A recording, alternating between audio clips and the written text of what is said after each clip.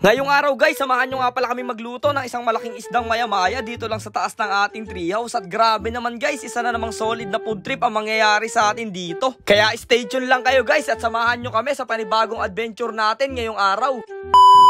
So what's up mga kanapadaan lang. So bago natin simulan itong adventure natin, baka nga pala hindi pa kayo nakapalo sa ating Facebook page, ay pakipalo naman para lagi kayong updated sa mga adventure nating ilalabas. Ngayong araw nga pala guys ay medyo malungkot si Dugong dahil lang inaakala niya guys ay wala kaming pupudripin ngayong araw, pero mamaya-maya lang guys sobrang sasaya yan. Kasama nga pala guys natin ngayong araw sa pag-adventure ang aso namin si Kidlat. Yan nga pala guys ay napakabilis tumakbo kaya Kidlat yung pinangalan namin. At kung makikita nyo guys sa lawak nga pala ng mga groups namin ay napalabas na nga pala guys sa TV yung nakukuha namin na malalaking giant talaba dun sa TV guys na Kuya Kim ano na. Talaga naman guys nahanga din sila sa sobrang laki ng mga talabang lumalaki dito sa aming mga mangroves. Kasi guys bukod sa malinis itong mangroves namin ay napakalawak talaga nito kaya nabubuhay yung mga ganong klaseng mga talaba dun sa malalalim na part. Kaya kung hindi nyo pa guys napapanood yung mga video natin about dun sa giant talaba ay tingnan nyo lang dyan sa mga video list natin at nandiyan yun. Sobrang lalaki talaga at matatakam kayo. Pagdating nga guys namin dito sa may treehouse namin ay nandito na rin pala si tatay kasi nandito na rin yung bangka niya. Siya nga pala yung nauna dito at inaayos na niya yung prinsa nung pala isdaan namin. Kaya nga guys dali-dali kami naglakad papunta doon sa may prinsa para tingnan kung nandun ba talaga si tatay at sumunod pa itong aso natin si Kidlat.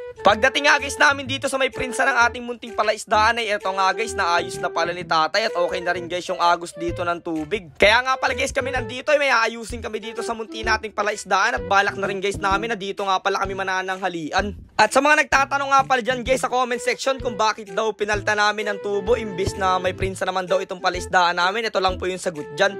Luma na kasi guys yung prinsa natin at paggagawa natin ng panibagong prinsa yan na semento ay matatagalan guys tayo at kailangan na pa naman natin guys maglagay na talaga ng mga similya dito. Kaya nga guys dahil medyo nagmamadali na tayo makapag-alaga ng similya dito, hindi na muna natin inayos at ginawang semento yung ating prinsa kaya ginawa na lang muna guys nating alternatibo itong tubo na to. At eto naman guys mga lambat na nakikita nyo, yan nga pala yung tinatawag na sirkulo dito sa palaisdaan natin. Nilalagay nga pala yan guys para hindi lumabas pag maliliit pa yung mga similya. At sa mga nakakaalam nga pala guys nitong hawak-hawak ko, kung alam nyo to ay paki-comment nga dyan sa comment section kung saan to ginagamit at anong pangalan at ang tawag dito. Habang inaayos nga guys namin itong sirkulo ay may natapakan si Dugong dito na isa daw malaking alimango.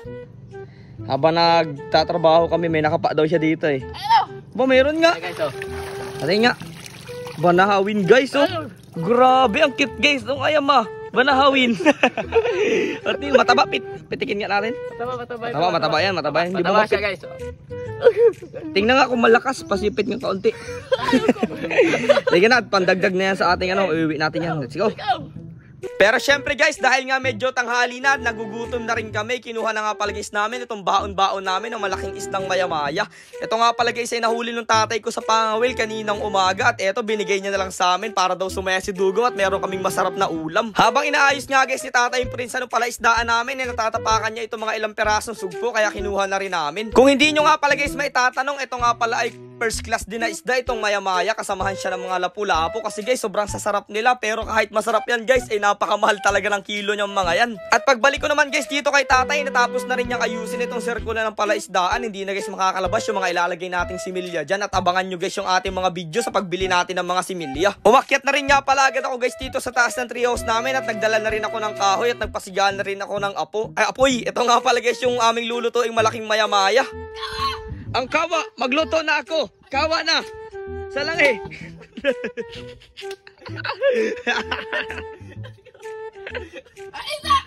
Ang isda, maya-maya isda. Luto na. Lalaglag.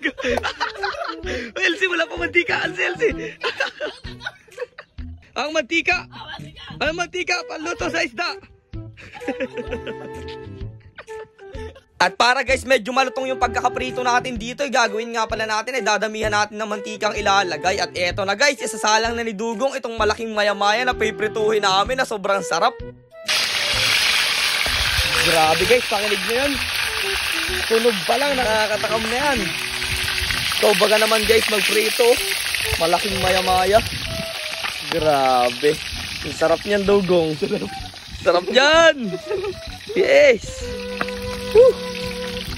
At oo nga pala guys, habang nagluluto nga pala kami, ilalabas na nga pala namin itong rush guard na binebenta namin katulad dyan sa suot ni Dugong. Sana guys, suportahan nyo at bumili kayo. Napakaganda nga pala niyan guys, sa katulad namin ni Dugong ng mga isda. At syempre sa mga nagbabike at mga nagra-rider din. Grabe guys, sobrang ganda ng pagkakaprito natin dito sa malaking maya-maya natin. No? Kung makikita nyo naman, no? Napaka-crispy niyan guys. At yung tunog pa lang, quality na. Sobrang sarap nito guys, isa-usaw sa suka mahalang or sa yung parang hot sauce na ano. Basta, napakasarap nito. Tapos dito tayo magpupuntrip sa treehouse natin. Oh. Let's go! Ano pang masasabi nyo dyan? Habang niluluto nga guys namin itong pang-ulam namin ngayong araw, ay dumaan din dito yung dalawang kaibigan ko. At sabi niya sa akin, sobrang dawi daw ng mga isdang tandain. Kaya ayun, napag-isipan guys nilang mga will para may pang-ulam daw sila. At hindi na rin guys nagtagal, naluto na nga pala itong ating pupudripin ngayong araw. Guys, bago tayo kumain, syempre magpapasalamat tayo kay Lord. Lord, marami po salamat sa pag-iingat at sa lahat ng mga blessing na binibigay mo palagi sa amin.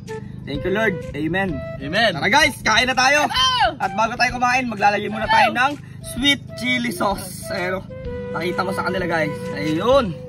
Tapos ito naman sa kabila. Napakasarap niyan. Sobrang solid. Tara. Samahan nyo guys kaming kumain. Let's go. Kurit to. Nakita mo ga sa kanila yung wow. Kita mo laman ng maya-maya. Dogs kuha. Sausaw natin sa chili sauce. Let's go. Sarap.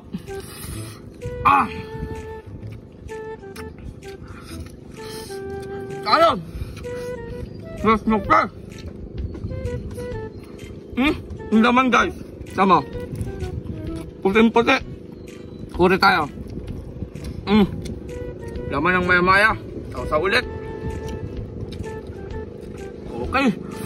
Sarap. Ladog. Makan tayo. Sarap. Grabe guys, napakasarap talagang pumood trip dito sa taas ng treehouse natin at nakaka-relax. Talagang sobrang mapaparami kayo ng kain pag nasubukan nyo guys at na-experience nyo yung pumood trip dito. Kaya ayun guys, wag nyo sanang kalimutang i-share at i-like itong video na to. Hanggang dito na lang muna guys. Kita-kits na lang ulit tayo bukas. Salamat sa panonood guys.